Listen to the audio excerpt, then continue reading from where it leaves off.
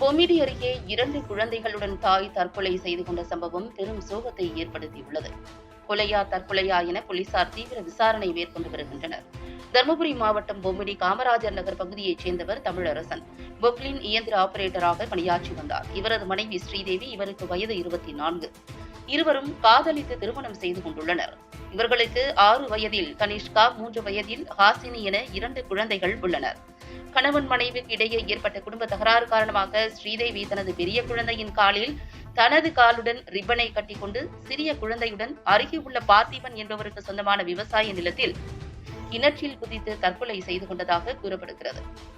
இதுகுறித்து தகவல் அறிந்து வந்த தீயணைப்பு துறையினர் பொதுமக்கள் உதவியுடன் 3 சடலங்களையும் கைப்பற்றி காவல்துறையினரிடம் ஒப்படைத்தனர். பொமிடி போலீசார் சடலங்களை கைப்பற்றி வழக்கு பதிவு செய்து தீவிர விசாரணை நடத்தி வருகின்றனர். மேலும் இது கொலையா தற்கொலையா என்ற கோணத்திலும் போலீசார் தீவிர விசாரணை நடத்தி வருகின்றனர். 2 பெண் குழந்தைகளுடன் தாய் தற்கொலை செய்து கொண்ட சம்பவம் அப்பகுதி மக்களிடையே பெரும் சோகத்தை ஏற்படுத்தியிருக்கிறது.